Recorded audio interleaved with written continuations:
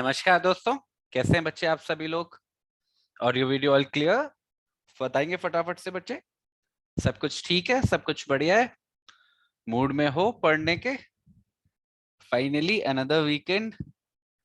ठीक है, देखो पढ़ना तो है ही, मूड में हो चाहे ना हो, बट हाँ इंटरेस्टिंग पढ़ेंगे, मजा आएगा आप लोगों को।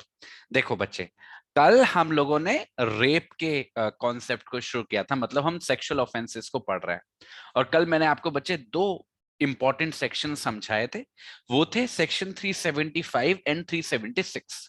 ठीक है, तो जब भी रेप के ऊपर क्वेश्चन आता है तो 375 के अंदर से आपको कॉन्सेप्ट मिलेगा और 376 के अंदर आपको पनिशमेंट मिलेगा in those three different circumstances. आज क्या है आप लोगों के लिए, आज हम लोग पढ़ेंगे कॉन्सेप्ट तो सेक्सुअल ऑफेंसेस का ही है, पर डिटेल में जाएंगे थोड़ा। मतलब जो रिलायंस होगी वो रिलायंस तो कहीं ना कहीं रेप के ही कॉन्सेप्ट पे होगी, बट थोड़ा सा डिटेल में जाएंगे, कुछ एडिशनल फैक्ट्स एंड सर्कमस्टांसेस जोड़ेंगे जिसकी वजह से अलग परिस्थितियां क्रिएट होंगी। ठीक है, तो हम आज पढ़ने वाले हैं बच्चे सेक्शन 376 ए से लेके सेक्शन 376 ई तक। ये जो सारे सेक्शंस हैं, यहां पर बच्चे हम ये देखेंगे कि मतलब ऐसे ऑफेंसेस हैं जिसमें कहीं ना कहीं सेक्सुअलिटी इन्वॉल्व है। ठीक है, तो उसको जानेंगे, उनको परखेंगे और देखने की कोशिश करेंगे that how do they change the law जो हमने सेक्शन 375 के अंदर पढ़ा है। वैसे देखें जितना हमने कल कवर किया था वो लगभग हमें लगता है कि काफी कॉम्प्रिहेंसिव है ऑलरेडी, क्योंकि लुकिंग एट द डेफिनेशन जो रेप की दी गई है, looking at the kind of punishment जो दिए जा सकते हैं 376 के अंदर, ऐसा लगता है कि लगभग हर परिस्थिति तो कवर हो ही गई। कोई भी सर्कमस्टांस आ जाए, कोई भी सिचुएशन आ जाए, ये दोनों सेक्शंस सफिशिएंट होने चाहिए टैकल करने के लिए। और ये बात बिल्कुल सच भी है बच्चे, ये काफी लंबे समय तक ये दो ही सेक्शंस थे जो रेप के अपराध के साथ डील कर रहे थे। बात यहां पे सफिशिएंसी या इनसफिशिएंसी की नहीं है, बात है यहां पे जरूरत की। हमारी हमारी पार्लियामेंट का, हमारे कानून का, इनफैक्ट हमारे समाज का भी ऐसा मानना है कि भले ही अपराध रेप का हो या रेप जैसा हो, पर कुछ ऐसी परिस्थितियां हैं जिनको डिफरेंटली ट्रीट करना चाहिए। मतलब there has to be a different treatment of them, चाहे वो ज्यादा हार्शर ट्रीटमेंट हो, चाहे वो थोड़ा सा कंपैरेटिवली हल्का ट्रीटमेंट हो, पर एक डिफरेंशियल नेचर क्रिएट करने की कोशिश करी गई है।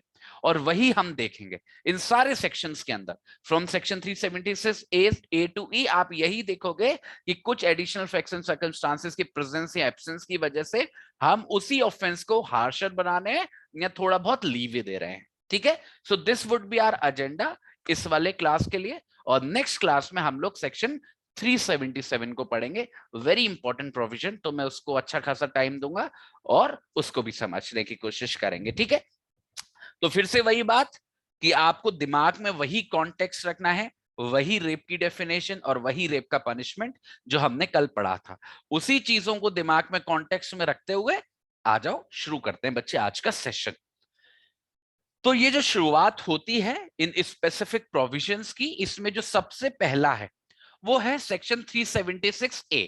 ठीक है, सेक्शन 376 ए। यहां पे बच्चे सेक्शंस तो समझ ही लेना, साथ के साथ कोशिश करना अगर आपको क्रोनोलॉजी भी याद हो जाए। ठीक है, क्योंकि अभी हो जाएगी तो बहुत अच्छा है, कल को आपको मेहनत नहीं करनी पड़ेगी।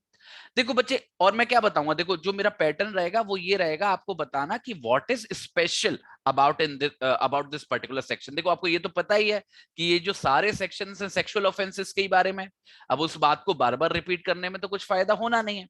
सो इट इज बेटर कि हम अंडरस्टैंड करें कि why do we have this separate section, इसका रीजन क्या है, तो उसी पे मैं एम्फेसाइज ज्यादा करूंगा।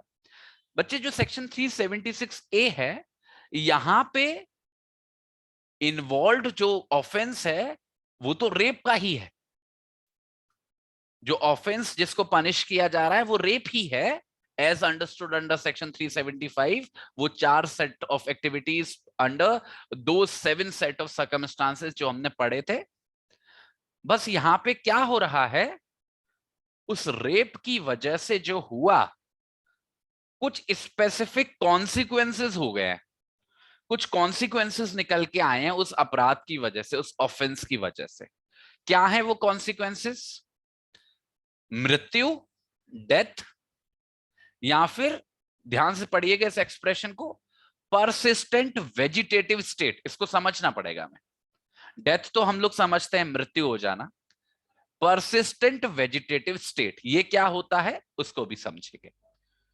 तो सबसे पहले तो आप ये समझिए कि कोई भी व्यक्ति जब अपराध करता है रेप का, एज अंडरस्टूड अंडर सेक्शन 375, जिसकी सजा 376 के अंदर, 376 के सबसेक्शन 1 के अंदर मिलती है या सबसेक्शन 2 के अंदर मिलती है, और कुछ सर्कमस्टांसेस में 3 के अंदर भी मिलती है।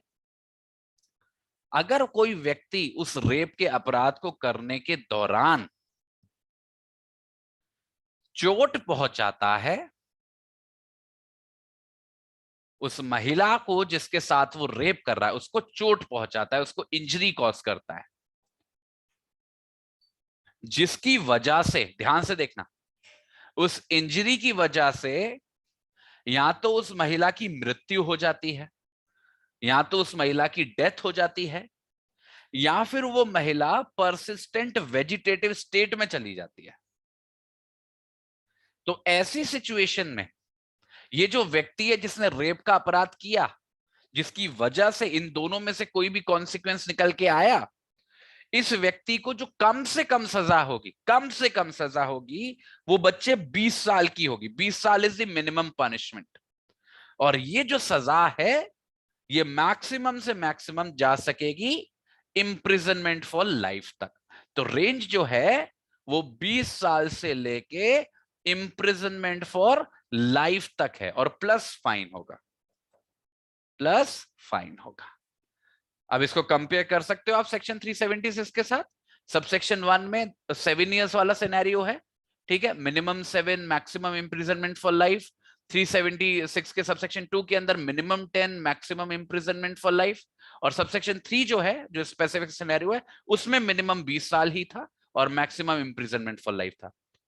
यहां पे जो मिनिमम है वो 20 साल है और मैक्सिमम जो है वो इंप्रिजनमेंट फॉर लाइफ है। तो अगर रेप की वजह से मृत्यु होती है या परसिस्टेंट वेजिटेटिव स्टेट में आती है महिला, तो ये सजा मिलेगी आपको।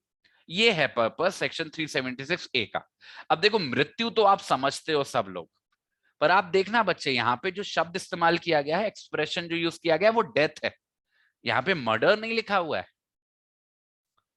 अब कोई व्यक्ति किसी महिला के साथ रेप करता है हो और उस रेप की वजह से उस महिला की मृत्यु हो जाती है, तो ऐसा भी हो सकता है कि वो मृत्यु मर्डर की डेफिनेशन में आए, पर वो ऐसा तभी होगा जब सेक्शन 300 की रिक्वायरमेंट्स पूरी होंगी।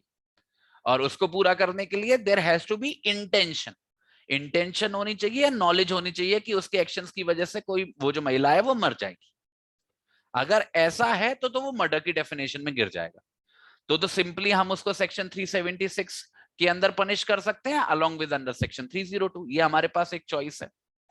पर बच्चे ऐसा जरूरी नहीं है ना कि हर मृत्यु की सिचुएशन में मर्डर लग जाए,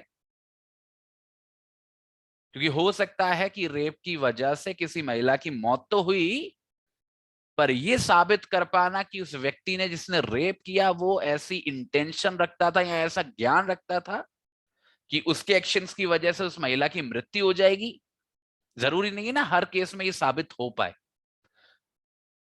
तो ऐसी सिचुएशंस में हमारा सेक्शन 376 ए पिक्चर में आता है। यहां पर रेप हुआ है और रेप के दौरान किसी चोट की वजह से मृत्यु हुई है, तो आपका ये सेक्शन पिक्चर में आता है। देखो बच्चे, नो डाउट अगर मर्डर की डेफिनेशन में जाएगी हत्या, तो सजा ज्यादा मिलेगी, क्योंकि वहां पर केवल दो ही ऑप्शन होते हैं, या तो डेथ पेनल्टी मिलती है या इंप्रिजनमेंट फॉर लाइफ मिलता है। पर यहां पर मिनिमम 20 साल है, मैक्सिमम इंप्रिजनमेंट फॉर लाइफ है। तो ये एक वेरायंस है। पर यहां पर क्योंकि हम केवल मृत्यु डिमांड कर रहे हैं, ऐसी कोई भी डिमांड नहीं है इस सेक्शन की कि रेप करने वाले व्यक्ति की इंटेंशन होनी चाहिए मारने की। हमको बस ये चाहिए कि रेप की वजह से मृत्यु होनी चाहिए। अब इंटेंशन थी या नहीं थी, नॉलेज थी या नहीं थी, कोई फर्क नहीं पड़ता उस बात का, तो वो आपको प्रूव करने की जरूरत भी नहीं है। For punishing a particular person under section 376A, एक तो आपको दिखाना पड़ेगा कि एज पर सेक्शन 375 रेप हुआ है, उस रेप की वजह से इंजरी हुई है और उस इंजरी की वजह से डेथ हुई है। आपको रेप साबित करते वक्त तब तो आपको इंटेंशन दिखानी पड़ेगी कि रेप करने की इंटेंशन थी, और वो रेप के केसेस में ज्यादा मुश्किल नहीं होता दिखाना। पर ये जो इंजरी और डेथ वाला सिनेरियो है, यहां पे आपको इंटेंशन दिखाने की जरूरत नहीं। दे बाई देमसेल्फ सफिशिएंट है किसी भी केस को 376 से 376 ए के अंदर शिफ्ट करने के लिए। तो हमको बस फैक्ट चाहिए, हमको सिंपली एज अ फैक्ट चाहिए कि रेप की वजह से, इंजरी होने की वजह से मृत्यु हुई है, बस एज अ फैक्ट। इस डेथ के पीछे, इस इंजरी के पीछे कोई इंटेंशन का होना या कोई नॉलेज का होना कोई जरूरत नहीं है। ठीक है, so this is the first scenario. दूसरा सिनेरियो है persistent vegetative state. Persistent vegetative state, अब ये क्या होता है बच्चे? ये जो हम पढ़ रहे हैं सेक्शंस, इनके ऊपर बहुत बड़ा प्रभाव है हमारे सेक्शन 2013 में जो अमेंडमेंट हुआ, बहुत बड़ा बदलाव किया गया सेक्सुअल ऑफेंसेस के चैप्टर के अंदर, 375 की डेफिनेशन में, 376 के पनिशमेंट में, और ये जो हम क्लॉजेस देख रहे हैं। और इसके पीछे जो मेन ट्रिगर पॉइंट था उस पर्टिकुलर पॉइंट ऑफ टाइम में, that was the Nirbhaya case जो हुआ था। अगर आप थोड़े से भी अवेयर हो निर्भया केस से, तो उसके थ्रू आप समझ पाओगे परसिस्टेंट वेजिटेटिव स्टेट को। परसिस्टेंट वेजिटेटिव स्टेट एक ऐसी परिस्थिति होती है जहां पे महिला बिल्कुल वेजिटेटिव स्टेट में चली जाती है। वेजिटेटिव स्टेट मतलब she is not able to move herself, वो अपना नॉर्मली लाइफ को लीड नहीं कर सकती। मतलब बोलते हैं ना कि बिल्कुल बिस्तर पे पड़ जाना, वो वाली सिचुएशन। अगर कोई महिला वेजिटेटिव स्टेट में चली जाए जो परसिस्टेंट नेचर की, परसिस्टेंट नेचर का मतलब देखो, परसिस्टेंट जो ये शब्द है ना, इसका बस आइडिया ये है कि वो टेम्परेरी नहीं होना चाहिए। देखो, तुरंत हमारे साथ कुछ गलत होता है या हमको कोई चोट पहुंचती है तो थोड़े समय के लिए तो हम बिस्तर से लग ही जाते हैं, वो वेजिटेटिव स्टेट की डेफिनेशन में नहीं आएगा। वेजिटेटिव स्टेट की डेफिनेशन में जो वो बिस्तर से लगना है, that has to be of persistent nature, मतलब it has to be continuous. पर एट द सेम टाइम ये भी जरूरी नहीं है कि वो हमेशा रहे, ऐसी कोई ऐसा ऐसा भी नहीं है कि ऐसा होप हो, ऐसा हमको प्रूव करना पड़ेगा कि वो कभी व्यक्ति बिस्तर से उठेगा भी नहीं, ऐसा भी नहीं। So it is something in between, जहां पे वो बिल्कुल टेम्परेरी भी नेचर का नहीं है और जहां पे हमको ऐसा भी नहीं दिखाना कि वो कभी उठ ही नहीं पाएगा। सो समथिंग इन बिटवीन, ये कहलाता है परसिस्टेंट वेजिटेटिव स्टेट।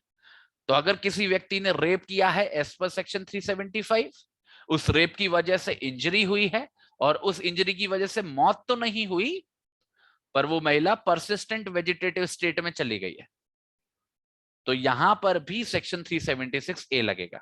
निर्भया वाले केस में there was a very long time जब तक वो बच्ची परसिस्टेंट वेजिटेटिव स्टेट में रही, आफ्टर दैट शी डाइड। इसलिए ये दोनों ही जगह आपको हेल्प करेगा समझने के लिए। ठीक है, तो परसिस्टेंट वेजिटेटिव स्टेट, तो हमने क्या समझाया बच्चे सेक्शन 376 ए के अंदर? दो फैक्ट्स, रेप होना, और रेप के लिए तो आदमी ही औरत पे कर सकता है, आदमी के द्वारा औरत के साथ रेप होना, और उस रेप के द्वारा कोई इंजरी पहुंचना, और उस इंजरी की वजह से, मैं डायग्राम बना देता हूं, रेप होना, रेप की वजह से इंजरी पहुंचना, और उस इंजरी की वजह से या तो डेथ हो जाना या फिर परसिस्टेंट वेजिटेटिव स्टेट में पहुंच जाना, इक्वल टू 20 साल से लेके इम्प्रिजनमेंट फॉर लाइफ तक का range plus fine. So this is the entire scenario बच्चे, जो आपका 376 ए से निकल के आता है। ठीक है, इसको आप याद रखें, इसको बस दिमाग में रखना है, कुछ ज्यादा नहीं है। इसके बाद जो बच्चे अगला सेक्शन है हमारा, वो है ए बी। कौन सा है? A B. ये जो बदलाव है अब जो हम देख रहे हैं ए बी वगैरह, ये सारे बदलाव हुए हैं 2018 में। 2018 में दो बहुत पॉपुलर रेप केसेस हुए, एक कथुआ रेप केस हुआ, और there was one more case, Unnao rape case हुआ। ये दो रेप केसेस की वजह से फिर से सोसाइटी में बहुत ही गर्मा गर्मी हुई, जिसकी वजह से फिर से आईपीसी के सेक्सुअल ऑफेंसेस को अमेंड किया गया 2018 में, जिसकी वजह से हमको ये कुछ नए प्रोविजंस मिले। देखते हैं क्या है सेक्शन ए बी के अंदर। नई बात क्या है इसके अंदर? नई बात यह है कि हो तो रेप का ही अपराध रहा है, मतलब सेक्शन 375 के अंदर जो रेप की डेफिनेशन पड़ी है वही ऑफेंस किया जा रहा है। बस फर्क इतना सा है, ध्यान से सुनिएगा, जिस महिला के साथ रेप हो रहा है वो 12 साल से कम की बच्ची है। तो अगर जिस महिला के साथ रेप हो रहा है अगर उसकी उम्र 12 साल से कम है तो उस व्यक्ति को सजा सेक्शन 376 के अंदर ना मिलकर सेक्शन 376 ए बी के अंदर मिलती है। और यहां पे जो आपको मिलता है वो है रिगरस इंप्रिजनमेंट, जो 20 साल से कम नहीं होगा और जो एक्सटेंड होते होते इंप्रिजनमेंट फॉर लाइफ तक पहुंच सकता है। ठीक है। और सबसे इंपॉर्टेंट बात कि सेक्सुअल ऑफेंसेस में this is the very first section बच्चे जिसमें डेथ पेनल्टी का प्रावधान है। इसलिए कभी कभी अगर ऑब्जेक्टिव टाइप क्वेश्चन आ जाए, always remember it is section 376 A B, जिसमें 12 साल से कम की बच्ची के साथ जब रेप होता है वहां पर जो रेंज है वो 20 साल से लेके इम्प्रिजनमेंट फॉर लाइफ तक है और साथ में डेथ पेनल्टी का भी प्रावधान है plus fine. So this is the first scenario, आगे और भी आएंगे, बस this is the first scenario जहां पे डेथ पेनल्टी का प्रोविजन बनाया गया। कल मैंने आपको एक चार्ट बनाया था जिस चार्ट के अंदर मैंने आपको बताया था कि कब कब एज फैक्टर इंपॉर्टेंट होता है वुमेन के लिए। तो सबसे पहला तो 18 ईयर वाला है, वो कंसेंट के मामले में सेक्शन 375 के अंदर इंपॉर्टेंट होता है। फिर 15 ईयर्स वाला होता है, वो मैरिटल रेप वाली सिचुएशन में आता है कि अगर 15 साल से कम की है बच्ची तो आप अपनी पत्नी पे भी रेप कर सकते हो। फिर 16 साल की एज वाला होता है, वो सेक्शन 376 के सब सेक्शन 3 के अंदर देखने को मिलता है। अगर 16 साल से कम की बच्ची के साथ आप रेप कर रहे हो तो उसका रेंज क्या है, मिनिमम 20 साल and extending up to imprisonment for life. तो 16 साल में तो मिनिमम 20 साल था, maximum to imprisonment for life था as per section 376 sub section 3। यहां पर एज को क्या कर दिया, 12 साल। So this is the fourth time जब बच्ची की एज पिक्चर में आ रही है और एज क्या है, 12 साल। 12 साल से कम की एज है तो रेंज वही है जो 16 साल में थी, 20 साल से लेके imprisonment for life. It is just कि यहां पे डेथ पेनल्टी का प्रावधान है जो 16 साल के सिनेरियो में नहीं है।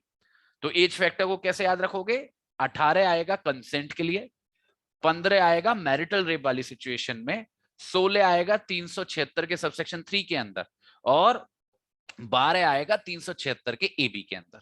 यहां पे बस डेथ पेनल्टी का प्रावधान है, बाकी ये दोनों वाली सिचुएशन लगभग सेम है, यहां पे बस डेथ पेनल्टी का प्रावधान है। 12 साल से कम की बच्ची के साथ रेप करने पर डेथ पेनल्टी का सिनेरियो बन सकता है। ठीक है, that is the only difference. यहाँ पे तो कुछ भी समझाने के लिए नहीं है, यहाँ तो सिंपल सा एज फैक्टर है कि जिस भी बच्ची के साथ रेप हुआ है अगर उसकी उम्र 12 साल से कम है, दैट्स इट। उसकी कंसेंट तो मैटर कर ही नहीं सकती क्योंकि वो 18 साल से कम की है। वो बस एग्रावेटिंग फैक्टर जो है 12 साल से कम की बच्ची के साथ रेप करने वाला, ऑब्वियसली उसको ज्यादा हॉरेंडस माना जाता है। फॉर दैट रीजन हमने डेथ पेनल्टी का प्रावधान किया है। ठीक है, अगर आप थोड़ा भी अखबार वगैरह पढ़ते हो और उस टाइम की न्यूज से आप थोड़ा बहुत रिलेट कर सकते हो, तो अगर आप थोड़ा गूगल भी करोगे, कथुआ रेप केस को गूगल करोगे या उन्नाव रेप को केस को गूगल करोगे, उसके रिलीजियस एस्पेक्ट वगैरह मत देखना, उनके फैक्ट्स को देखना, एज सिंपल एज दैट। तब आपको इस सेक्शन का रीजन पता चल जाएगा क्योंकि यहाँ पे कुछ ऐसी परिस्थितियां बनती हुई दिखाई दी थी।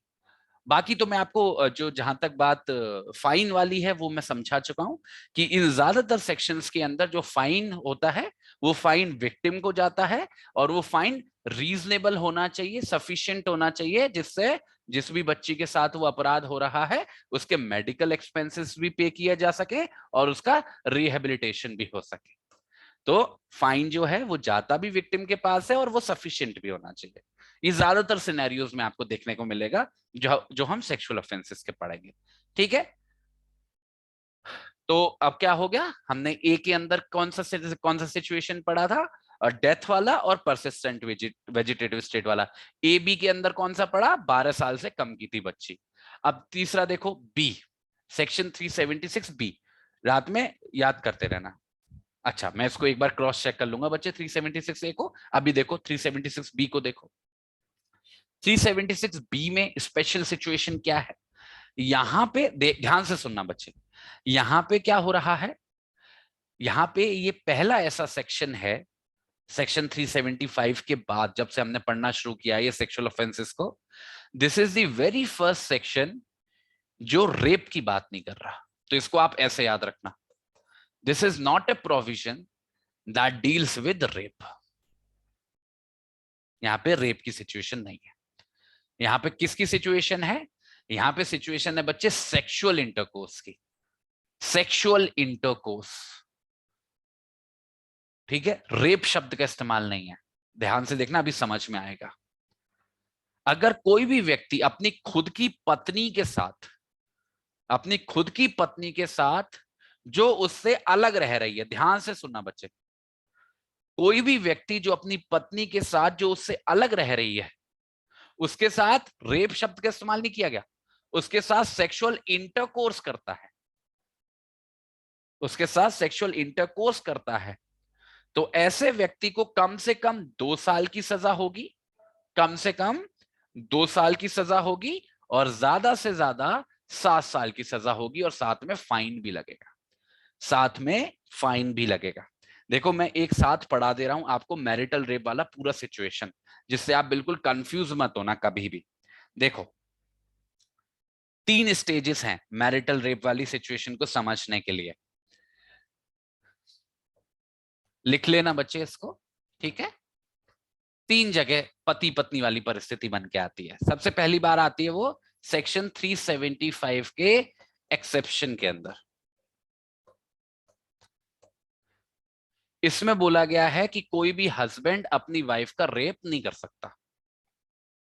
अगर हस्बैंड वो सारी चीजें कर रहा है जो हमने सेक्शन 375 के अंदर पढ़ी थी अपनी वाइफ के साथ, तो वो रेप नहीं हो सकता। तो husband can't commit rape on his wife. इसका एक्सेप्शन क्या था? इसका एक्सेप्शन था, एक्सेप्शन का एक्सेप्शन, अगर बच्ची 15 साल से कम की है, भले ही वो पत्नी हो, अगर उसके साथ करोगे तो वो रेप होगा। पर नॉर्मल सर्कमस्टांसेस में, मतलब अगर महिला 15 साल या उससे ऊपर की है और अगर वो पत्नी है और उसके साथ सेक्सुअल इंटरकोर्स, मतलब वो सारी एक्टिविटीज उसका पति ही कर रहा है, तो उसको हम रेप नहीं मानते, उसको हम रेप नहीं मानते। ये बात ठीक है? तो 15 साल से बच्चियों के जो ऊपर की महिलाएं हैं उनका रेप नहीं हो सकता उनके पतियों के द्वारा। 15 साल से कम की बच्चियों का रेप हो सकता है उनके पतियों के द्वारा। इसमें बस एक एडिशनल फैक्टर और जोड़ लो, और वो एडिशनल फैक्टर इन्हीं महिलाओं के बारे में है जो 15 या फिर 15 से ऊपर की हैं। एक्सेप्शन के अंदर ये बात तो क्लियर हो गई कि उनका पति उनके साथ रेप नहीं कर सकता। दैट इज द रीजन कि ये सेक्शन 376 बी के अंदर रेप शब्द का इस्तेमाल नहीं किया गया है, क्योंकि रेप तो कर ही नहीं सकता, एक्सेप्शन में लिखा हुआ है। सेक्शन 376 बी सेक्सुअल इंटरकोर्स शब्द का इस्तेमाल करता है, पर कोई फर्क नहीं है बच्चे, सेक्सुअल इंटरकोर्स का भी वही डेफिनेशन माना गया है जो रेप के एक्टिविटीज का है, वही जो मैंने आपको बताया, penetration, insertion, application of mouth, है ना, और क्या manipulation of women's body, same है, बस रेप शब्द का इस्तेमाल नहीं किया गया है।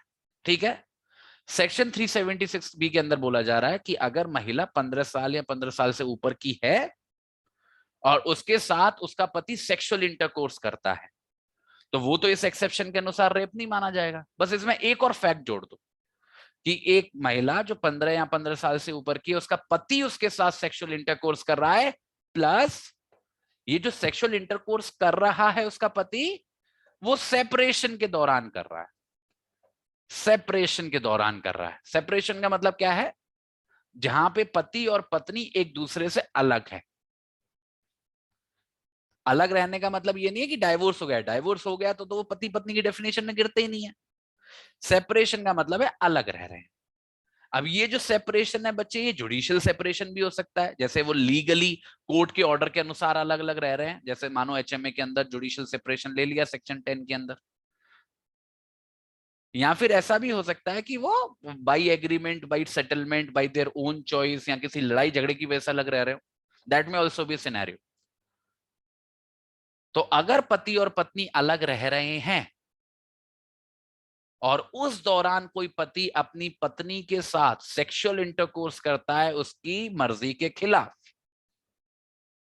तो यहां पे ये नहीं बोलेंगे कि उसकी पति ने रेप किया है, क्योंकि पति है, वो अभी भी पति है, भले ही अलग रह रहे हैं, और पति रेप नहीं कर सकता एक्सेप्शन की वजह से, पर उसको सजा मिलेगी। बोलेंगे यही कि उसने सेक्सुअल इंटरकोर्स किया है, पर उसको सजा मिलेगी, और सजा होगी 2 साल से लेके 7 साल तक की प्लस फाइन। ठीक है, तो सेक्शन 376 बी के अंदर कौन सा सिचुएशन आएगा? एक पति का अपनी पत्नी के साथ सेक्सुअल इंटरकोर्स करना उस दौरान जब वो सेपरेशन की स्थिति में है और उसकी इच्छा के विरुद्ध, ऑब्वियसली, तो जो सजा है वो 2 से 7 साल की होगी प्लस फाइन होगा। इसलिए आप देख रहे हो सबसे मिनिमम पनिशमेंट हमको देखने को मिल रही है यहाँ पे। ये सेक्शन 376 बी, फिर से याद दिला दूं बच्चे, it is not about rape, it is not about rape. ठीक है, this is the only section जो रेप के बारे में नहीं कंसीडर किया जा सकता है, क्योंकि रेप के अपराध की बात ही नहीं कर रहा। ठीक है, सेक्सुअल इंटरकोर्स का वही मतलब है जो हमने पढ़ा है सेक्शन 375 के अंदर, ऑल ऑफ दोज एक्टिविटीज। ठीक है, तो ये हो गया हस्बैंड वाइफ वाली सिचुएशन। फिर आता है अगला सेक्शन 376 सी।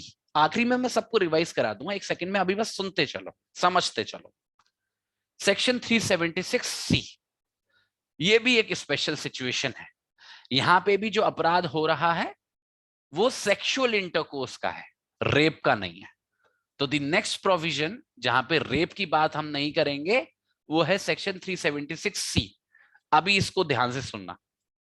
यहां पे क्या हो रहा है कि कोई व्यक्ति है जो पोजीशन ऑफ अथॉरिटी में है या किसी भी तरीके के फिड्यूशरी रिलेशनशिप में है, या कोई भी व्यक्ति है जो पब्लिक सर्वेंट है।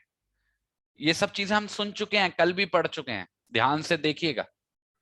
या फिर कोई भी व्यक्ति है जो किसी रिमांड होम का या फिर किसी भी ऐसी जगह का जिसको कस्टडी के लिए इस्तेमाल किया जा सकता है, या किसी भी चिल्ड्रन इंस्टीट्यूशन का या महिलाओं के इंस्टीट्यूशन का मैनेजमेंट में है, या फिर उसका स्टाफ है। ठीक है, या फिर कोई व्यक्ति मैनेजमेंट में है या स्टाफ में है किसी हॉस्पिटल के।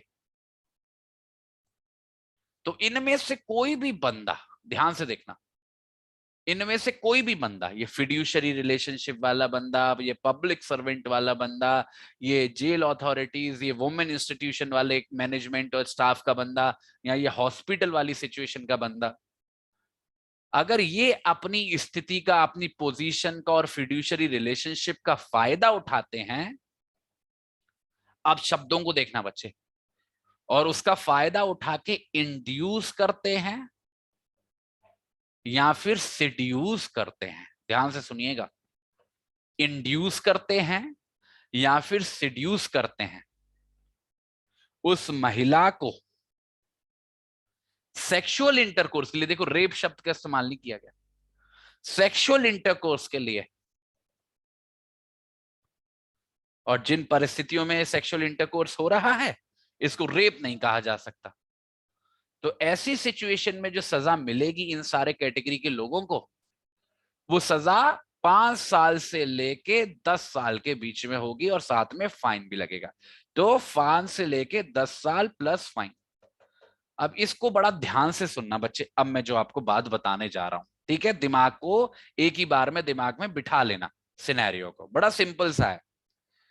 देखो बच्चे, कल मैंने आपको सेक्शन 376 के सबसेक्शन 2 के अंदर कुछ स्पेशल सर्कमस्टांसेस पढ़ाई थी कि कोई भी व्यक्ति रेप कर रहा है as defined under section 375 under the special circumstances जो 376(2) के अंदर लिखी हैं, और वहां पे कुछ स्थितियां कवर्ड थी जिनको अभी हमने पढ़ा, जैसे हॉस्पिटल का मैनेजमेंट स्टाफ, जैसे किसी जेल अथॉरिटी का, किसी वुमेन हाउस का, किसी चिल्ड्रन हाउस का मैनेजमेंट या स्टाफ, कोई पब्लिक सर्वेंट का बंदा, कोई पब्लिक सर्वेंट, ठीक है, या फिर कोई भी बंदा जो फिड्यूशरी रिलेशनशिप में, फिड्यूशरी रिलेशनशिप में वो सारे लोग आ जाएंगे बच्चे, टीचर, रिलेटिव, वो सारे लोग, या कोई भी बंदा जो डोमिनेट करने की स्थिति में है महिला को। तो 376(2) के अंदर हमने पढ़ा था कि अगर ऐसी परिस्थितियों में रेप होता है तो सजा ज्यादा मिलती है, और जो सजा मिलती थी वो 10 साल से लेके लाइफ इंप्रिजनमेंट तक की होती थी, प्लस फाइन लगता था, क्योंकि ये स्पेशल सर्कमस्टांसेस पिक्चर में आ जा रही थी। तो उसको हम एग्रावेटेड फॉर्म ऑफ रेप मान रहे थे और ज्यादा सजा दे रहे थे। इंपॉर्टेंट ये कि जो भी सारी परिस्थितियां हमने पढ़ी थी सेक्शन 376(2) के अंदर, उन सबको रेप माना जा रहा था। मतलब जिस जिसको सजा हो रही थी सेक्शन 376 के सबसेक्शन 2 के अंदर, उसको हम रेप की डेफिनेशन में डाल रहे थे। पर ये जो सेक्शन है सेक्शन 376 का सी, सबसे पहली तो बात यही समझ लो कि ये रेप के बारे में नहीं है। This is not about rape. परिस्थितियां लगभग वही हैं जो सेक्शन 376 के सबसेक्शन 2 में थी, जो रेप के बारे में था। वही हॉस्पिटल वाली सिचुएशन, जेल वाली सिचुएशन, वोमेन हाउस वाली सिचुएशन, पब्लिक सर्वेंट वाली सिचुएशन, फिड्यूशरी रिलेशनशिप वाली सिचुएशन, ठीक है। फिर क्या फर्क है दोनों में? यहां पे रेप कह रहे हैं, यहां पे सेक्सुअल इंटरकोर्स कह रहे हैं। सेक्सुअल इंटरकोर्स कह रहे हैं, ऐसा क्यों है? What is the difference between this and this? फर्क है, बहुत ही माइन्यूट फर्क है, बट फर्क है। जब हम सेक्शन 376 के सबसेक्शन 2 के अंदर सजा दे रहे थे, तो वहां पे ये जरूरी था कि सेक्शन 375 की डेफिनेशन सेटिस्फाई होनी चाहिए। और जब सेक्शन 375 की डेफिनेशन सेटिस्फाई हो रही थी, तभी हम उसको रेप बोल रहे थे। और जो सेक्शन 376(2) के अंदर जो सर्कमस्टांसेस हैं, वो बस उस रेप को एग्रावेटिंग सर्कमस्टांसेस के साथ जोड़ रहे थे। पर वो रेप पहले से ही था, क्योंकि 375 की डेफिनेशन पूरी हो रही थी, वो सारी सेट ऑफ एक्टिविटीज अंडर दो सेट ऑफ सर्कमस्टांसेस, इसलिए उसको रेप मान रहे हैं। सेक्शन 376(3) के अंदर, सेक्शन 376(C) के अंदर जब वही सारे काम हो रहे हैं जो सेक्शन 376(2) के अंदर लिखे हैं, वही सारी सर्कमस्टांसेस पिक्चर में आ रही है। पर यहां पर यह जरूरी नहीं है कि सेक्शन 375 की डेफिनेशन सेटिस्फाई होनी चाहिए। इनफैक्ट यहां पे नहीं होनी चाहिए। अगर सेक्शन 375 की डेफिनेशन सेटिस्फाई हो जाएगी, तो वो स्थिति सेक्शन 376(C) की नहीं, बल्कि 376(2) की बनेगी, क्योंकि रेप है। सेक्शन 376(C) की परिस्थिति बनेगी ही तब जहां पर सर्कमस्टांसेस तो लगभग वही हैं, पर रेप की डेफिनेशन की रिक्वायरमेंट्स पूरी नहीं हो रही। अब रेप की डेफिनेशंस की रिक्वायरमेंट पूरी ना होने की वजह वो दूसरा वाला कंपोनेंट होगा, पहला वाला नहीं। देखो एक्टिविटी तो है, क्योंकि यहां पे भी जो टर्म यूज किया गया है वो सेक्सुअल इंटरकोर्स यूज किया गया है। और अभी हमने पढ़ा सेक्शन 376(B) के अंदर कि सेक्सुअल इंटरकोर्स को उसी तरीके से इंटरप्रेट किया जा रहा है जो एक्टिविटीज हमने सेक्शन 375 के पहले भाग में पढ़ी थी, वही वाली सारी चीजें। Penetration by penis, insertion of object और बॉडी, और आपका एप्लीकेशन ऑफ माउथ, और आपका मैनिपुलेशन ऑफ बॉडी, तो सेम माना जा रहा है। एक्टिविटीज सेम है सेक्सुअल इंटरकोर्स के भी अंदर और रेप के पहले पार्ट के भी अंदर। तो इन केसेस में जो कमी है वो कमी है दूसरे पार्ट को लेके। जो सेक्शन 375 की जो डेफिनेशन का दूसरा पार्ट है ना, जिसमें बोला जाता है against her will, without her consent, या फिर वो जो सारे सिनेरियोस थे, विद हर कंसेंट पर ये ब्ला ब्ला ब्ला, विद हर कंसेंट पर ब्ला ब्ला ब्ला, जो वो सारी परिस्थिति है, वहां पे कोई कमी हो रही है। कहने का मतलब है एक ऐसा केस जहां पे लगभग वही सर्कमस्टांसेस हैं जो सेक्शन 376(2) के अंदर पड़ी है, और सेक्सुअल इंटरकोर्स भी है, मतलब वो एक्टिविटीज भी हैं, पर वो कंसेंट और विल वाली रिक्वायरमेंट पूरी नहीं हो पा रही। मतलब एक ऐसा केस जिसमें ये साबित नहीं हो पा रहा कि वो जो काम हुआ है that was against the will और without the consent of that particular women. ऐसी कोई सिचुएशन जो है वो गिरती है सेक्शन 376(C) के अंदर। यहां पे जो एक्सप्रेशन यूज किए गए हैं वो किए गए हैं इंड्यूस या फिर सिड्यूस। वैसे तो इनकी एक्सप्लिसिट डेफिनेशन देना और इनको अलग करना कंसेंट से, विल से थोड़ा सा मुश्किल काम है बच्चे, क्योंकि this is subject to the discretion of the court कि किसी भी केस में, किसी फैक्ट्स एंड सर्कमस्टांसेस में कोर्ट ऑफ लॉ इनको कैसे इंटरप्रेट करता है।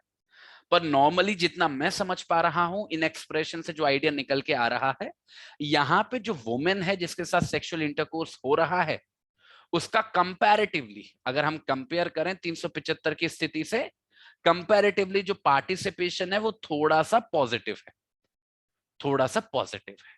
यहाँ पे किसी महिला को इंड्यूस किया गया है सेक्सुअल इंटरकोर्स के लिए, या फिर सेड्यूस किया गया है सेक्सुअल इंटरकोर्स के लिए, वहां पे ज्यादा जो निगेटिविटी है वो थोड़ी सी ज्यादा है, क्योंकि वहां पे जो भी हो रहा था वो अगेंस्ट हर विल हो रहा था, उसकी इच्छा के विरुद्ध हो रहा था, या फिर उसकी बिना कंसेंट के हो रहा था। देखो बच्चे, क्लियर लाइन खींचना बीच में वो पॉसिबल बिल्कुल भी नहीं है। तो आप एक्सपेक्ट भी मत करना कि मैं कर पाऊंगा या आप कर पाओगे या दुनिया की कोई किताब कर पाएगी कि कौन सी सिचुएशन सेड्यूस में गिरेगी, कौन सी सिचुएशन विदाउट कंसेंट में गिरेगी, क्योंकि पॉसिबल ही नहीं है। It is just not possible. वो तो कोई पर्टिकुलर फैक्ट्स एंड सर्कमस्टांसेस जब कोर्ट के सामने आएंगे, उसको जैसा ठीक लगेगा वो उस हिसाब से करेगा, but there is no straight jacket formula कि मैं बता पाऊं कि कौन सी स्थिति यहां गिरेगी और कौन सी वहां गिरेगी। इसको बस हम एक अंडरस्टैंडिंग के थ्रू ही समझ सकते हैं कि अगर परिस्थिति इंड्यूसमेंट या सिडक्शन की है, सिडक्शन का मतलब होता है व्हेन यू अट्रैक्ट समवन, तो कई लोग इसमें ये भी आर्ग्यू करते हैं अगर कोई अट्रैक्टेड है तो उसमें कंसेंट मान लेनी चाहिए हमको। तो ये सारे बच्चे हजारों तरीके के डिबेट हैं, उसमें हमें जाने की जरूरत नहीं है। बस आप आसानी से जिस तरीके से मैंने इसको समझा है उसी तरीके से आप ये समझ लो कि कंपैरेटिवली 375 के कंपैरिजन में यहाँ पे जो महिला का पार्टिसिपेशन है इनटू दोज एक्टिविटीज जिसको हम यहाँ पे सेक्सुअल इंटरकोर्स बोल रहे हैं, वो थोड़ा सा पॉजिटिव है, वहां पे ज्यादा नेगेटिव था। तो अगर ऐसी सिचुएशन होती है, क्या क्या हमने सीखा कि एक ऐसी परिस्थिति जहां पर किसी महिला के साथ वो सारी एक्टिविटीज हुई हैं जो सेक्शन 375 के पहले पार्ट के अंदर पड़ी थी, उन सर्कमस्टांसेस में हुई है जो सेक्शन 376 के सबसेक्शन 2 के अंदर पड़ी थी, वो स्पेशल सर्कमस्टांसेस में हुई है। पर सेक्शन 376 का 375 की डेफिनेशन का सेकंड पार्ट सेटिस्फाई नहीं हो रहा, अगेंस्ट हर और विल और विदाउट कंसेंट वाली परिस्थिति नहीं साबित हो पा रही है, क्योंकि वो जो सेक्सुअल इंटरकोर्स है, वो जो एक्टिविटीज जो उस महिला के साथ हुई हैं, वो इंड्यूसमेंट या सिडक्शन की वजह से हुई हैं, which can not be for some reason considered as absence of consent या against the will. For that reason हम उसको सेक्शन 376 सी के अंदर पनिश करें। और देखो इंप्रिजनमेंट में भी बड़ा फर्क है, अगर आप 376 2 के अंदर पनिश करोगे किसी व्यक्ति को तो जो रेंज है वो 10 साल से लेके इंप्रिजनमेंट फॉर लाइफ तक की है, 10 साल से लेके इंप्रिजनमेंट फॉर लाइफ तक की है। और यहां पर अगर हम सेक्शन 376 को देखें तो यहां पे जो कंपैरेटिवली जो पनिशमेंट दी गई है that is from 5 years to 10 years, तो 5 से 10 साल की, तो एक बड़ा फर्क है, 5 साल से लेके 10 साल तक का पनिशमेंट है, प्लस फाइन ऑब्वियसली दोनों ही जगह। तो बहुत बड़ा फर्क है। केवल किस वजह से फर्क आ पा रहा है, क्योंकि किसी भी केस में हम सेक्शन 375 का जो डेफिनेशन का जो सेकंड पार्ट है उसको उतने अच्छे से सेटिस्फाई नहीं कर पा रहे हैं, और जो स्थिति है वो इंड्यूसमेंट और सिडक्शन की ज्यादा बन रही है, बल्कि एब्सेंस ऑफ कंसेंट या अगेंस्ट हर विल वाली परिस्थिति की। ठीक है, तो इस तरीके से आप कंपेयर कर सकते हो सेक्शन 376 के सबसेक्शन 2 को और सेक्शन 376 के क्लॉज सी को। ठीक है, चल अब इसके आगे सेक्सुअल इंटरकोर्स का तो वही मतलब होता है, मैंने आपको बता दिया। ठीक है, क्लियर है ये सब? तो ठीक है, डेफिनेशन हम पहले ही पढ़ चुके हैं, हाँ ये भी पढ़ चुके हैं 376 के अंदर। अब देखो जो नेक्स्ट क्लॉज है और जो बहुत इंपॉर्टेंट क्लॉज है जिसको हमें समझना पड़ेगा बहुत ध्यान से, वो है बच्चे गैंग रेप का। देखो बच्चे, पहले गैंग रेप के लिए अलग से सेक्शन नहीं होता था, सेक्शन 375 376 के अंदर ही उसको कवर किया गया था। इनफैक्ट पहले ये सारी सिचुएशन नहीं होती थी, ये बाद में 2013 के थ्रू और कुछ 2018 के थ्रू एडअप हुई हैं। पहले सब कुछ ये सारी परिस्थितियां कवर होती थी, ऐसा नहीं है कवर नहीं होती थी, पर ये कवर होती थी 375 और 76 के अंदर। सेम था गैंग रेप के बारे में भी, गैंग रेप के आई थिंक गैंग रेप वाली सिचुएशन देखो थोड़ा सा, एक बार मैं आपको कभी मौका मिलेगा तो एक बार हम लोग साथ में डिटेल में पढ़ेंगे। 3 अमेंडमेंट अगर आप देख सको तो गूगल पे एक बार खुद से देख लेना, 3 अमेंडमेंट्स बहुत इंपॉर्टेंट हैं सेक्सुअल ऑफेंसेस के लिए। एक तो 1983 में जो हुई उसको देख लेना कि उससे क्या क्या बदलाव हुए थे, 2013 में जो हुई और 2018 में जो हुई। ये 3 अमेंडमेंट्स पे एक बार मोटे तौर पर नजर मार लेना, रटने की जरूरत नहीं है, आपको एक ब्रीफ आइडिया लग जाएगा कि ओवर टाइम कैसे डेवलप हुआ है सेक्सुअल ऑफेंसेस के बारे में लो। ठीक है, चलो अब देखते हैं सेक्शन 376 का डी जो गैंग रेप के बारे में बात करता है। देखो गैंग रेप का मतलब क्या है, गैंग रेप में काम वही हो रहा है जो हमने सेक्शन 375 के अंदर पढ़ा है, मतलब वही सेट ऑफ एक्टिविटीज अंडर दो सर्कमस्टांसेस, वही against her will without her consent. यहां पे एग्रावेटिंग फैक्टर क्या है कि वही चीज एक आदमी नहीं, एक से ज्यादा आदमी कर रहे हैं एक साथ। This is also important. एक आदमी नहीं, एक से ज्यादा कर रहे हैं अंडर द सेम ट्रांजेक्शन। तो अगर एक से ज्यादा आदमी किसी महिला के साथ रेप करते हैं एक ग्रुप बनाकर या फिर कॉमन इंटेंशन के तहत, ये बड़ा खतरनाक चीज है, अभी इसको समझेंगे हम लोग, एक ग्रुप बनाकर या कॉमन इंटेंशन के तहत, तो हर एक जो व्यक्ति है जो इस ग्रुप का पार्ट है या जो इस कॉमन इंटेंशन को शेयर करता है, ध्यान से देखिएगा, ऐसे व्यक्ति को जो कम से कम सजा मिलेगी वो 20 साल की होगी। बड़ा सीरियस माना जाता है बच्चे गैंग रेप, ऑब्वियसली माना भी जाना चाहिए। कम से कम सजा 20 साल की है और ज्यादा से ज्यादा सजा जो मतलब एक्सटेंडेबल है, इम्प्रिजनमेंट की बात करूं तो वो इम्प्रिजनमेंट फॉर लाइफ होता है। ठीक है, इम्प्रिजनमेंट फॉर लाइफ होगा।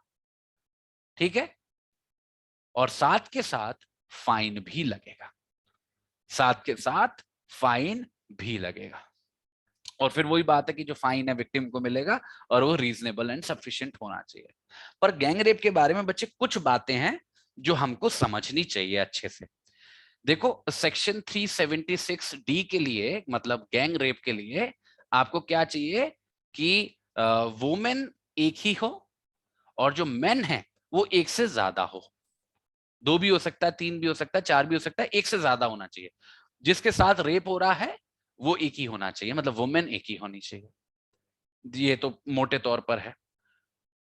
अब जो आधार है इन एक से ज्यादा लोगों को जोड़ने का एक दूसरे के साथ, वो 2 बताए गए हैं, जिसमें एक है इन लोगों का एक ग्रुप का पार्ट होना और दूसरा है कॉमन इंटेंशन। ये 2 चीजें हैं, 2 सूत्र हैं जो इन लोगों को जोड़ते हैं एक दूसरे से। ये जरूरी है कि ये दोनों, ये लोग जो हैं एक दूसरे से जुड़े होने चाहिए। जैसे मैं आपको 2 अगर एक एग्जाम्पल्स दूं, फॉर एग्जाम्पल मानो कोई महिला है, कोई वुमेन है जिसके साथ शाम को 5 बजे किसी फलानी जगह पर रेप हो जाता है किसी एक्स व्यक्ति के द्वारा। ठीक है, मानो एक्स व्यक्ति ने शाम को 5 बजे के करीब, and it is not the time that matters, बस कहानी के थ्रू समझने की कोशिश करो, किसी महिला के साथ रेप किया, मतलब 375 की रिक्वायरमेंट्स पूरी की, और वो महिला फॉर एग्जाम्पल वो उसी स्थिति में वहीं पे थी और कोई दूसरा पासर भाई आसपास से जा रहा था और लगभग मानो 5:30 बजे या 6 बजे उस दूसरे आदमी ने उस महिला के साथ रेप किया। ये जो सिचुएशन है, this is not a gang rape, ये गैंग रेप नहीं है। यहाँ पे देखो आदमी एक से ज्यादा लोग हैं, दोनों ने वही काम किया और एक ही महिला के साथ किया, but still this is not gang rape. Gang rape के लिए ये जरूरी है कि ये जो 2 या 2 से ज्यादा लोग हैं जिन्होंने रेप किया है वो जुड़े होने चाहिए, either by way of group और either by way of common intention।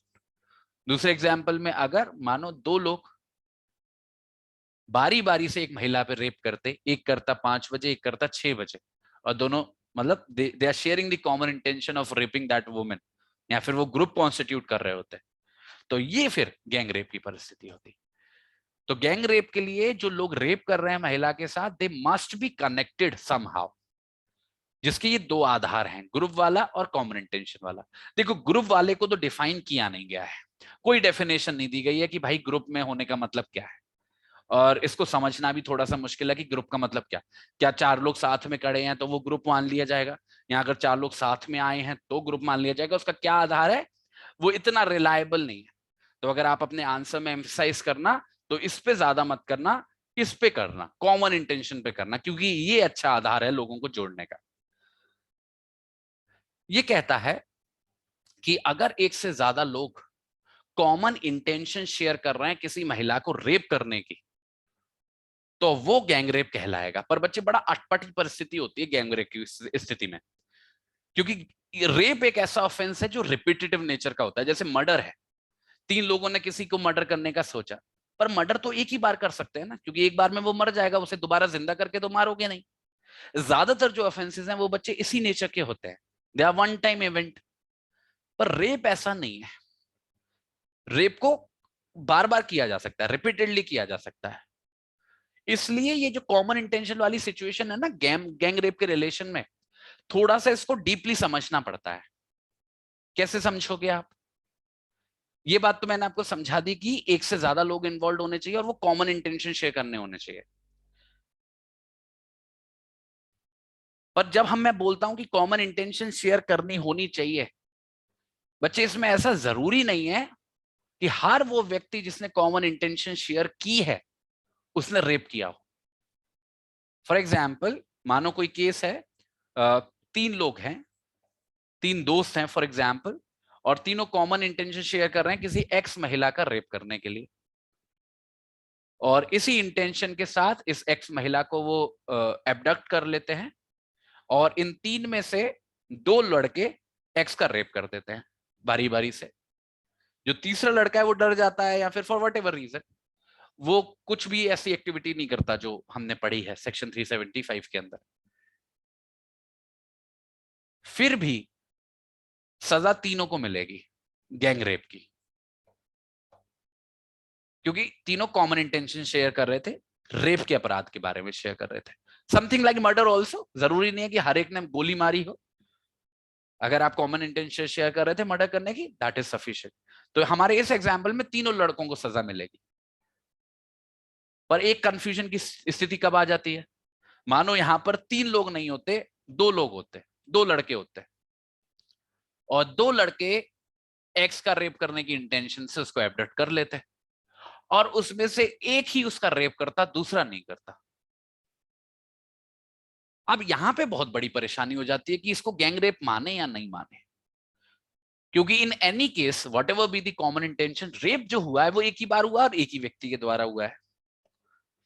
तो यहां पे दिक्कत आती है कि हम उसको सेक्शन 376 के अंदर ले जाएं या फिर सेक्शन 376 डी के अंदर ले जाएं, क्योंकि कॉमन इंटेंशन का प्रिंसिपल कहता है कि हर एक व्यक्ति के द्वारा वो पेनल्टिवेटिव एक्ट जो है, जो जो बेसिक एक्ट है उसका किया जाना जरूरी नहीं है। पर गैंग रेप का प्रिंसिपल कहता है कि there has to be more than one person involve in the act. उस इन्वॉल्व का मतलब क्या है? क्या गैंग रेप के लिए जरूरी है कि एक से ज्यादा बार रेप होना चाहिए कम से कम, या एक से ज्यादा लोग ने रेप किया होना चाहिए, वो एक्टिविटीज की होनी चाहिए? तो ये कुछ क्वेश्चंस हैं बच्चे जो गैंग रेप के बारे में कंफ्यूजन की स्थिति क्रिएट करते हैं लॉ के अंदर, जो आज भी उनका क्लियर आंसर देना थोड़ा सा मुश्किल है। तो आप जब भी आंसर लिखोगे आप बस इस बात का ध्यान रखिएगा कि गैंग रेप की सिचुएशन में, गैंग रेप की सिचुएशन में एटलीस्ट किसी महिला के साथ 2 लोगों के द्वारा वो रेप होना चाहिए। At least 2 person must have physically raped her, physically raped her मतलब वो एक्टिविटीज की होनी चाहिए। फिर उसके बाद अगर और भी कोई बंदा इन्वॉल्व है, जैसे 3 लोग हैं तो 2 ने किया है, 4 लोग हैं तो 2 ने किया है, तो उसके बाद किसी और का फिजिकली एक्ट करना जरूरी नहीं है।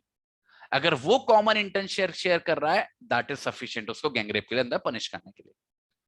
ठीक है, जैसे 3 वाली सिचुएशन है, 3 में से 2 ने किया था तो गैंगरेप की परिस्थिति बन गई, तीनों को सजा मिल गई। पर 2 में से अगर एक ही कर रहा था और एक केवल कॉमन इंटेंशन शेयर कर रहा था, तो इसमें क्योंकि एक ही बार एक्ट हुआ है तो उसको गैंग रेप में डालना बड़ा मुश्किल हो जाता है।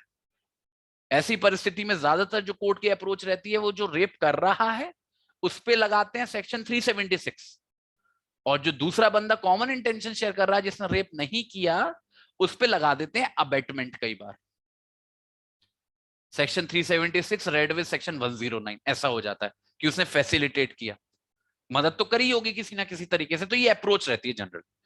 तो सेफ ग्राउंड पे रहने के लिए आप ये कोशिश करो कि कम से कम एक से ज्यादा लोगों ने फिजिकली रेप किया हो, फिर चाहे कितने भी लोग इन्वॉल्व हो, और बाकी ने किया हो चाहे ना किया हो, अगर वो कॉमन इंटेंशन शेयर कर रहे हैं तो पनिश होंगे। इसमें एक और यूनिक बात है गैंग रेप की परिस्थिति में। देखो बच्चे, जो रेप का अपराध है सेक्शन 375 के अंदर वो जेंडर सेंट्रिक है, मतलब उसको केवल आदमी ही कर सकता है। पर हम यहां पे बोल रहे हैं कि कॉमन इंटेंशन की परिस्थिति में ऐसा जरूरी नहीं है कि हर एक व्यक्ति ने रेप किया हो या वो रेप करने के केपेबल हो। फॉर एग्जाम्पल ये जो 3 लोग थे इसमें से एक लड़की होती और 2 लड़के होते, 2 लड़के और एक लड़की ने मिलके एक्स को किडनैप किया था उसका गैंग रेप करने के लिए, और वो जो 2 लड़के थे उन्होंने एक्स का रेप किया, और लड़की वहां पे कॉमन इंटेंशन शेयर कर रही थी। तो ये जो लड़की है बच्चे, इसको गैंगरेप के अंदर पनिश नहीं कर सकते, क्योंकि कॉमन इंटेंशन जो चाहिए वो रेप की होनी चाहिए। और as per the definition of section 375 महिलाएं रेप करने में सक्षम नहीं है, तो वो ऑब्वियसली उसकी इंटेंशन भी नहीं रख सकती, क्योंकि वो सक्षम ही नहीं है। जब वो कुछ कर ही नहीं सकती तो उसकी इंटेंशन कैसे रखेंगे?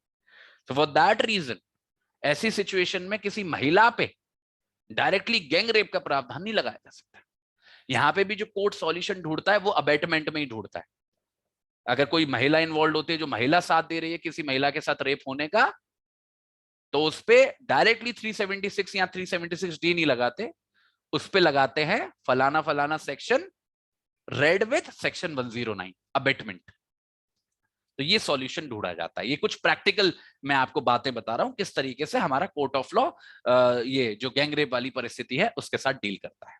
तो ऑल इन ऑल इतनी सारी बातें बताने के बाद जो बेसिक कंक्लूजन जो आपको समझना है इन दी एंड, अगर आप गैंगरेप पे आंसर लिख रहे हो, so there has to be a one woman, more than one men involve, ठीक है। और वो जो लोग हैं वो ग्रुप के माध्यम से या कॉमन इंटेंशन के माध्यम से जुड़े होने चाहिए। जरूरी नहीं कि हर एक व्यक्ति ने, अगर वो लड़का है तो उसने रेप किया हो, अगर उसने कॉमन इंटेंशन की है तो उसे गैंगरेप की सिचुएशन में डाल सकते हैं, बट एटलीस्ट 2 बार वो फिजिकल एक्टिविटीज हो जानी चाहिए, 2 अलग लोगों के द्वारा, अलग लोगों के द्वारा। अगर एक ही व्यक्ति एक से ज्यादा बार रेप कर रहा है महिला के साथ, वो गैंगरेप नहीं होता। For gangrape there has to be rape एक से ज्यादा बार by 2 different persons, not by all persons. जो सारे ग्रुप का लोग है सब रेप करें तभी गैंगरेप नहीं माना जाएगा, bye at least 2 different persons 2 times, तब वो गैंगरेप की परिस्थिति आएगी। तो बहुत, मतलब देख रहे हो आप कितना होराइजन इसका कितना वाइड है, कितनी सारी बातें हैं समझने के लिए एक सेक्शन के अंदर। आप वैसे तो ऐसे पलट के निकल जाते हो, अच्छा समझ में आ गया एक से ज्यादा लोगों, बट देखो कितना डीप सेक्शन। तो इन सारी बातों पे थोड़ी अंडरस्टैंडिंग क्रिएट करना, क्योंकि इन बातों को अगर आप डिस्कस करोगे, क्योंकि कल को केस लॉस जब हम पढ़ेंगे तो इन बातों पे को हमको डिस्कस करना ही पड़ेगा, तो इनको जितना जल्दी समझ लोगे उतना आपके लिए अच्छा रहेगा, ठीक है। तो ये तो बच्चे था हमारा सेक्शन 376D। अब मुझे एक बार फटाफट से मैं आपसे पूछ लेता हूं, अभी तक मुझे बताओ सेक्शन 376A, बी, बी, सी और डी, कहीं पे कोई कंफ्यूजन है, कोई डाउट है? क्लियर है अभी तक जो भी हमने पढ़ा है? जल्दी से बताएंगे बच्चे। अभी एक बार रिवाइज करा दूंगा जब कवर हो जाएंगे, बस 2 और सेक्शन बचे हैं, ठीक है। समझ में आ रही है ना चीजें? देखो बच्चे थोड़ा तो मेहनत करनी पड़ेगी, हो सकता है वीडियो को एक से ज्यादा बार देना पड़े, हो सकता है उससे भी ज्यादा बार देखना पड़े, मेहनत तो लगेगी बच्चे, नो डाउट, पर चीजें समझ में आनी चाहिए, ठीक है। That should be R if. ऐसा तो बच्चे पॉसिबल नहीं है कि आप 1 घंटे की क्लास में ज्ञाता बन जाओगे आईपीसी के, राइट। मेरे को इतने यहाँ तक पहुंचने में बहुत टाइम लगा है, तो you have to also garner that information over time. पर हाँ, ये कोशिश करा करो कि एटलीस्ट जब क्लास चल रही है और जो मेरे मुंह से बातें निकल रही है वो आपको सेंस मेक करे। अगर सेंस मेक कर रही है तो सब कुछ ठीक जा रहा है, ठीक है। Now coming to the next section, जो नेक्स्ट सेक्शन है बच्चे वो है सेक्शन 376DA। डीए इसमें कुछ भी नहीं है, ये पूरा गैंगरेप वाली सिचुएशन से जुड़ा हुआ है, बस इसमें एक और स्पेसिफिक सर्कमस्टांस जोड़ दी गई है। जो गैंगरेप हो रहा है वो किसके साथ हो रहा है? एक 16 साल से कम उम्र की बच्ची के साथ। अब देख रहे हो 5वीं बार एज का फैक्टर आ रहा है, 5वीं बार। अगर 16 साल से कम उम्र है उस बच्ची की जिसके साथ रेप नहीं, बच्ची जिसके साथ गैंग रेप हो रहा है, तो ऐसी परिस्थिति में जो सजा मिलेगी वो सजा क्या होगी? वो सजा क्या होगी? बड़ी सीधी सादी सजा है, that is imprisonment for life या फिर डेथ।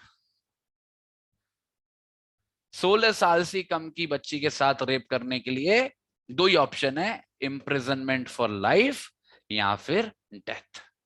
तो यहां पे भी हमको देख रहे हो आप, डेथ का प्रावधान देखने को मिल रहा है। नॉर्मल सिचुएशन में नहीं है, अगर 16 साल से ऊपर की महिला के साथ आप गैंग रेप कर रहे हो वहां पे डेथ का प्रोविजन नहीं है, पर यहां पे डेथ का प्रोविजन है, दैट इज द डिफरेंस। बाकी सब कुछ सेम है, बाकी कुछ भी अलग नहीं है दोनों सेक्शंस में से, ठीक है। अब देखो सेक्शन 376DB, यहां पे एक अलग एडिशनल सर्कमस्टांस है, पर फैक्टर वही है, एज वाला ही फैक्टर है। 6वीं बार जब एज का डिस्कशन आ रहा है, यहाँ पे जो महिला की उम्र है, जिस बच्ची के साथ गैंग रेप हो रहा है, वो 12 साल से कम है, 12 साल से कम है। एक बार 12 साल पहले भी आ चुका है, वहां पे गैंग रेप की सिचुएशन नहीं थी, केवल रेप की सिचुएशन थी, और बच्ची 12 साल से कम की थी। यहाँ पे गैंग रेप की सिचुएशन है अंडर सेक्शन 376 डीबी, और बच्ची 12 साल से कम की है। तो अगर 12 साल से कम की बच्ची के साथ गैंग रेप हो रहा है, तो यहां पे भी इम्प्रिजनमेंट फॉर लाइफ या फिर डेथ का है। इम्प्रिजनमेंट फॉर लाइफ या फिर डेथ की परिस्थिति है, ठीक है, या फिर डेथ की परिस्थिति है, ठीक है। अब आखिरी सेक्शन, ये आखिरी सेक्शन जो है वो रिपीट ऑफेंडर्स के बारे में, इसको थोड़ा ध्यान से समझेंगे। रिपीट ऑफेंडर्स के लिए क्या रिक्वायरमेंट है? रिपीट ऑफेंडर्स का मतलब जब कोई व्यक्ति का पहले भी कन्विक्शन हो चुका है सेक्सुअल ऑफेंस के लिए। किस किस सेक्शन के लिए? यहां तो उसका पहले कन्विक्शन हो चुका है सेक्शन 376 के अंदर, 376 के अंदर, या फिर अभी जो हमने पढ़े सेक्शन 376 ए के अंदर, वो जो सारी स्पेशल सर्कमस्टांसेस वाली सिचुएशन, सेक्शन 376 ए बी के अंदर, सेक्शन 376 डी के अंदर गैंग रेप की सिचुएशन, सेक्शन 376 डी के अंदर, सेक्शन 376 डी बी के अंदर वही 16 साल वाली बच्ची, 18 साल वाली बच्ची, गैंग रेप की परिस्थिति।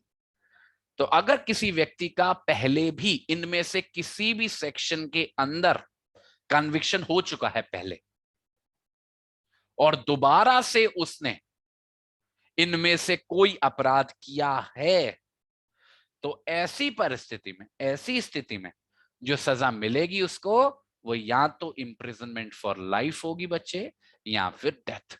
तो जो रिपीट ऑफेंडर्स हैं उनको इम्प्रिजनमेंट फॉर लाइफ या फिर डेथ का प्रावधान है, ठीक है। सो ये था बच्चे हमारा आखिरी सेक्शन इस क्लास का, जिसमें हमने इम्प्रिजनमेंट फॉर लाइफ और डेथ वाले सिनेरियो पे फिनिश ऑफ किया है।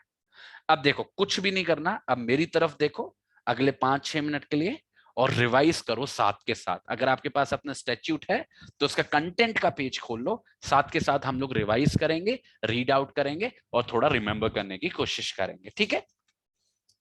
देखो रेप की परिस्थिति, डेफिनेशन अगर हमको पढ़नी है व्हाट इज रेप, हमको सेक्शन 375 को देखना है।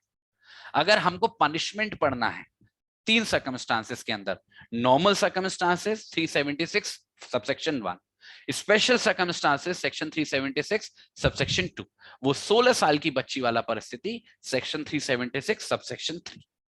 फिर जो हमने आज कवर किया सेक्शन 376 ए, यहां पे डेथ कॉज करना, परसिस्टेंट वेजिटेटिव स्टेट में लेके आना किसी भी विक्टिम को रेप की वजह से। जो व्यक्ति रेप कर रहा है उसकी वजह से इंजरी हुई, उसकी वजह से महिला की या तो मृत्यु हो गई या फिर वो परसिस्टेंट वेजिटेटिव स्टेट में चली गई। ये सिचुएशन सेक्शन 376 ए के अंदर कवर होगी, ठीक है। और दूसरा सेक्शन 376 बी, सेक्शन 376, एक सेकेंड इसी के थ्रू मैं आपको कवर कर देता हूं, आंखों के सामने भी दिखता रहेगा।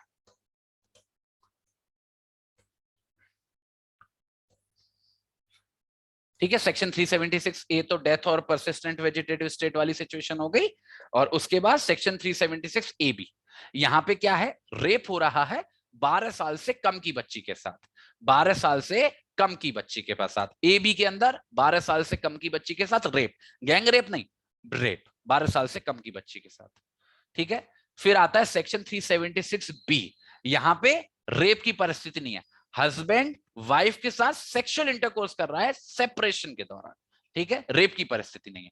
तो बी जो है सेक्शन 376 बी और सी दोनों के अंदर रेप नहीं है। सी में क्या है, सी में भी रेप नहीं है, पर परिस्थितियां वही हैं जो सेक्शन 376 के सबसेक्शन 2 के अंदर थी। फर्क क्या है कि रेप की डेफिनेशन सेटिस्फाई नहीं हो पा रही। पहली एक्टिविटीज तो सेटिस्फाई हो गई हैं, पर जो वो दूसरा कंपोनेंट होता है ना, वो जो दूसरा पार्ट होता है जहां पे आपको क्या दिखाना पड़ता है कि वो अगेंस्ट हर विल हुआ, विदाउट हर कंसेंट हुआ, वो वाली रिक्वायरमेंट सेटिस्फाई नहीं हो रही।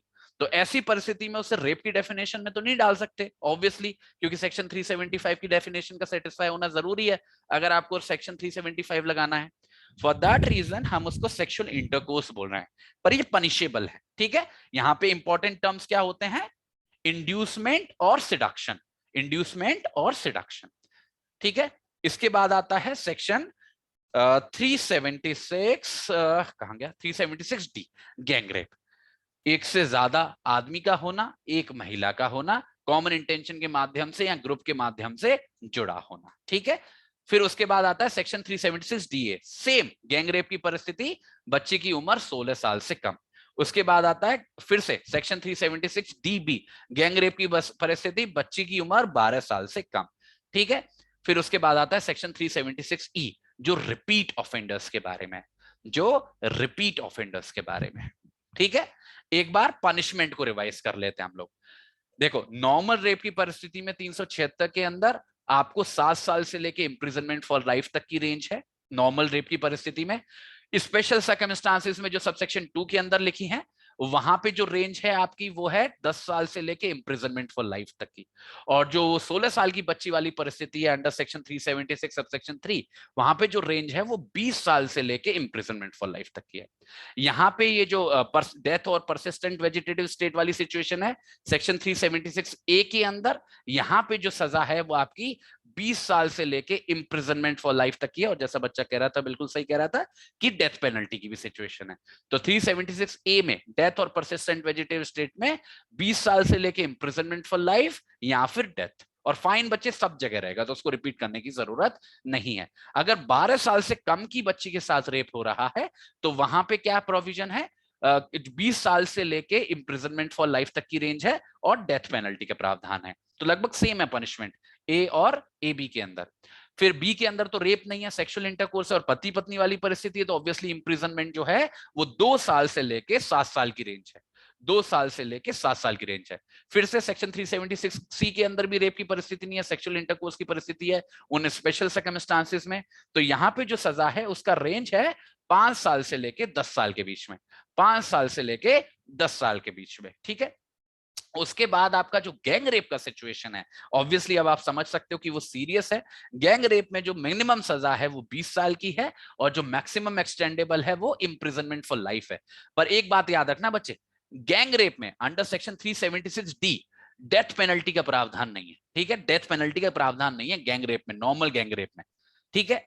पर डीए के अंदर जहां पे 16 साल की बच्ची की कम की बच्ची के साथ रेप होता है, वहां पे जो रेंज है वो 20 साल से लेके इंप्रिजनमेंट फॉर लाइफ तक है और डेथ का भी प्रावधान है। तो 16 साल से कम की बच्ची इन्वॉल्व है तो डेथ की सिचुएशन है। ऐसे डीबी के अंदर अगर गैंग रेप हो रहा है और बच्ची की उम्र 12 साल से कम है, तो वहां पे भी जो रेंज है 20 साल से लेके इंप्रिजनमेंट फॉर लाइफ तक की है, ठीक है। हाँ नहीं, इसमें 20 साल का सिचुएशन नहीं है, यहाँ पे इंप्रिजनमेंट फॉर लाइफ या फिर डेथ, दो ही ऑप्शन है, इंप्रिजनमेंट फॉर लाइफ या फिर डेथ। और आखिरी में रिपीट ऑफेंडर्स के लिए, रिपीट ऑफेंडर्स के लिए भी जो सिनेरियो है वो इंप्रिजनमेंट फॉर लाइफ का है या फिर डेथ का है, ठीक है। 20-20 साल वाली सिचुएशन हमको देखने को नहीं मिलती है, इन दोनों में से ही कोई एक ऑप्शन आपको चुनना पड़ेगा, इंप्रिजनमेंट फॉर लाइफ का या फिर डेथ का, ठीक है।